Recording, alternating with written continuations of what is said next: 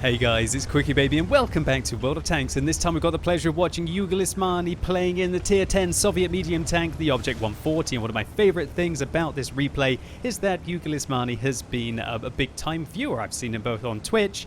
I don't quite remember seeing him in some of the YouTube comments, but I know that he is, at least hopefully at one point he was a fan of my content, possibly still is, who knows, but now I get to watch his replay, and he has a cracker of a game here. I'd say one of the best top 10 games of all time in a Tier 10 Soviet medium tank, and that is quite an achievement considering these vehicles are very powerful indeed. Now jugilismaani shares my opinion, I guess, well, or maybe he's just doing something completely different this game, and that is that it's a damn good idea to try and pressure the hill on mines at the start of the game. If you can take it in your top tier medium tanks, well, you're just going to see what kind of destruction you can cause from it. The enemy TVP on the other hand has decided that he didn't want to pressure the hill, and he's effectively let jugilismaani up here, but he has gone to right into the corner of the map, and from there I guess he's hoping that he can get shots into all of the heavy tanks that are located in this area here where the M103 and the Lerva is, and also now that nobody's spotting the TVP, he should be able to put out some really good work from there. And the only kind of counter for that position, I guess, is if some tanks try and hold this place, or alternatively they try and push down and literally go at him. But then if they do go down there, then they can get shot by the heavy tanks up here. So both interesting, different plays from the top tier medium tanks on either side at the start of this game. And let's just see how it all works out. Now, one thing that we saw at the start of this replay was that the LTTB on the enemy team penetrated jugilismaani and he damaged his fuel tanks. Now, the fuel tanks on the Tier 10 Soviet medium tanks are infamous. They're right at the front of the vehicle, and every penetrating shot through the front of this tank seems to damage the fuel tanks, and if they go from yellow to red, as you can see in the bottom left-hand corner, then you do get set on fire. Now, I've never thought about this right up until when I watched this replay, but the new fire extinguishers, they're not single use anymore, just like the repair kits and the med kits. You can activate them, I guess, every 90 seconds. And so in theory, maybe it's not such a big deal now to let your fuel tanks remain yellow in your Soviet medium tanks. Now, personally for me, I like to use improved combat rations on my Tier 10 mediums to try and bump up just their capacity a little bit. And I feel like spending the 10,000 credits at Tier 10 isn't such a big deal when ammunition costs are high, repair costs are high anyway. And you might be wondering, oh wait, aren't premium consumables 20,000 credits? Well, not if you buy them in bulk on discount.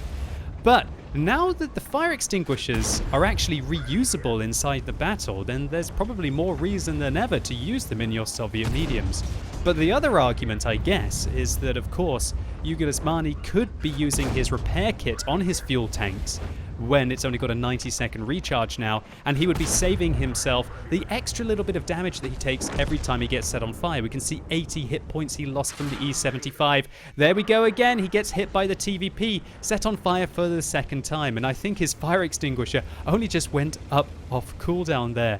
If it hadn't, then we might not be seeing the rest of this fantastic replay. And talk about 6,200 damage in the first 3.5 minutes of this game. He is firing pretty much about 70% of the time.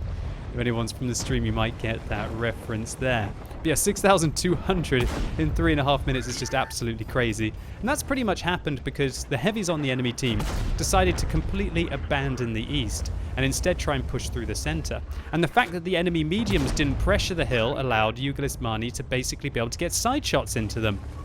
Now, his heavy tanks, alternatively, tried to push around the east, but now you get into this super awkward position where it's just impossible to be able to dig out tanks that are located in this area here.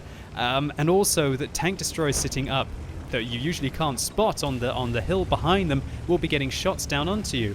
And so what this means on mines is that quite often the team that just either camps here or alternatively camps here and gains a massive numerical advantage from it, it starts to pull away usually in the kills, and then the remaining vehicles start to chew up the enemy team.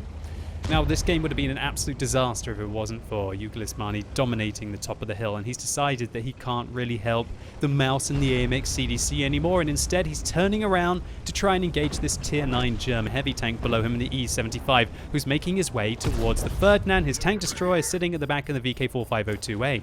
Now, the Object 140 has 6 degrees of gun depression. That is 1 degree better than all of the other tier 10 Soviet medium tanks, i.e. the Object 430 and the T62A.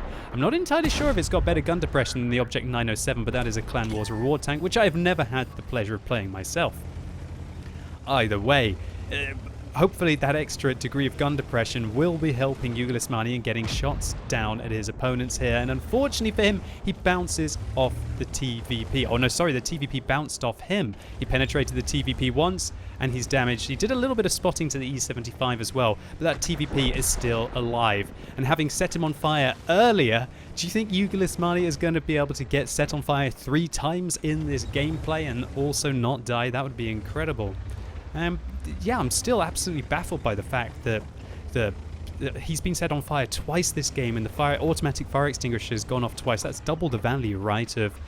There's never been a better time to, I guess. He has got the setup correct.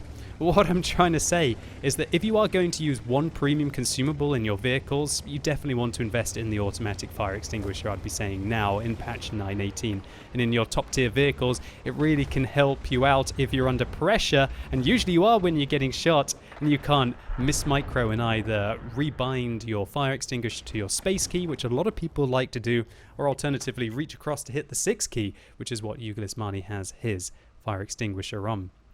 So we're in an absolute disaster situation here. The enemy have pretty much taken all of the flanks. They've got their mediums and their lights coming in from here. They've got a load of mediums camping around here. They've probably got their tank destroyers will be advancing up into this location, and it looks like jugilismaani actually realizes that, because he keeps going and having a poke, almost expecting the Jagdtiger on the enemy team, or alternatively that platoon of Borsigs to try and sneak their way on top of the hill. He also has to watch out for the artillery. On mines, you don't really have that much cover, especially if you're in towards the center, and that M4043 on the enemy team with that large caliber gun is always going to pose you a threat. 8,000 damage into the game. Here's the contender, the Object 432. One day that tank wants to grow up to be the 430, but not quite today. jugilismaani takes off his track with his first shell. The 430 misses him, and this is where that AAA DPM of the Object 140 just comes into play. 2,909 base DPM in this tank. When you improve that with crew skills, a gun rammer, I'm not sure, he might be using vents instead of coated optics, because it looks like his view range doesn't quite reach the 445 meters maximum spotting ring that we see on the map. And then you're really starting to pack in the pain. Oh, disaster as he fails to hit the TVP there, but the Bat-Shatti on 155.55 shuts down the LTTB before he can makes it past the Ferdinand and try and get through to the artillery. And considering that jugilismaani is really starting to run low on ammunition here, and bizarrely enough, he's decided to take 5 high explosive rounds in this tank. Surely that's a kill. There you go, 4th kill of the game. Now up to 9,700 damage that we have seen him deal. And the fact that he was only on 3 kills until that point, he certainly hasn't been kill stealing any targets. He still keeps on checking for these tank destroyers. Where are they going to be? Are they going to bother coming up? Not quite yet by the looks of it. Around the corner, there's the Borsig, shuts down the first tank destroyer, and the Jagdtiger is behind him on 955 hit points. Now he's down to his heat ammunition. He's done so much damage here, he's run out of APCR, nearly over 10k. There's the 10k, and the Jagdtiger misses, and you just feel so confident when you're playing your Soviet medium tanks to put multiple shots into your opponents. Now he is down to his last high explosive anti-tank round, and after this it's going to be high explosive all the way, pushing to nearly 11,000 damage and securing his 6th kill on the game. But it's not over yet. We've got 6 minutes left, and it looks like somebody is going after his artillery. Indeed, it is the TVP, but luckily, will the Bat-Chat finish him off? He's only on 7 hit points. Come on, Bat-Chat, just get the splash in there. You'll take the pressure off jugilismaani in this 2 versus 3 situation.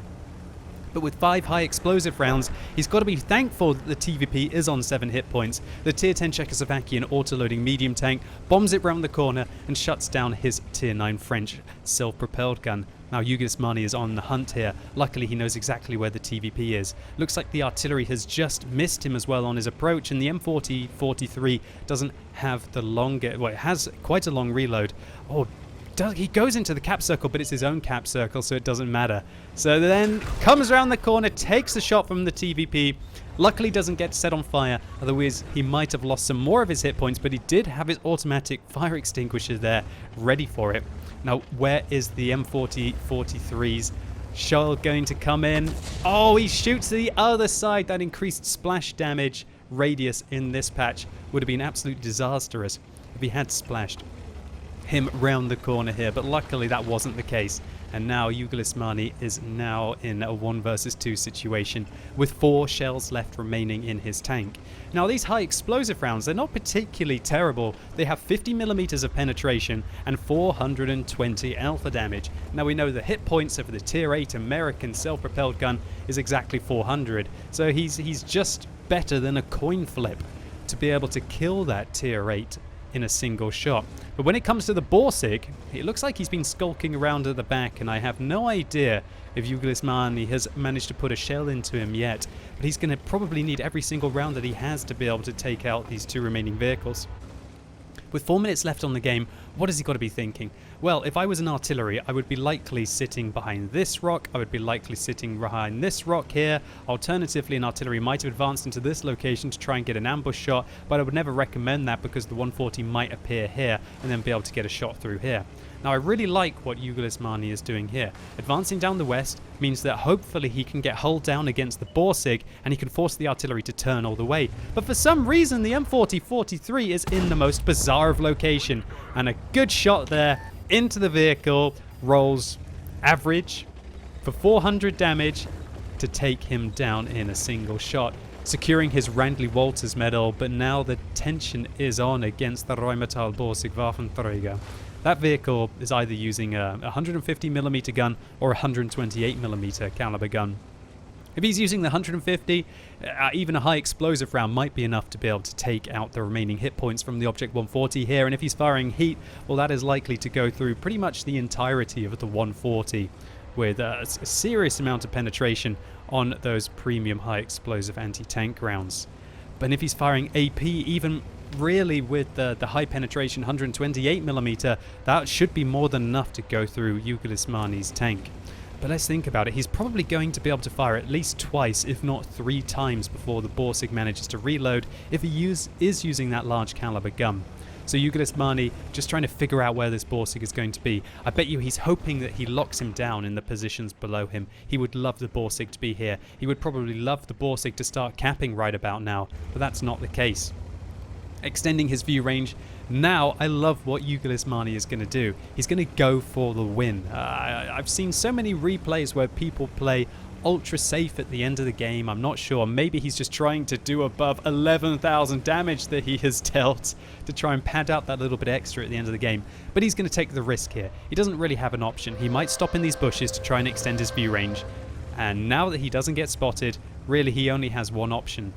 He can't get, gosh, he's got to get into the cap circle now in the next 10 seconds. Well, he's forfeited that. He's taken so long to be able to get towards the cap circle. He now has no more time to be able to fully cap out. And his only option will be to find that Borsig, who I guess he's putting all his eggs in the basket of the fact that the Borsig will be sitting in the same location that he was. He goes up on the right. Ping, where is he? Oh, he's actually on his left. And the Borsig is on exactly 420 hit points. That means it's a 50-50 whether he kills him in a single shot, but he misses his first shell. What an absolute disaster. Now he's got 2 rounds, and if he manages to penetrate the Borsig, remember it's only a 50-50 whether he will kill him. He cannot afford to waste a single shot right now. He can probably put one into the side of the Borsig's tracks to be able to damage him a little bit, to be able to then penetrate the remaining shell in his vehicle.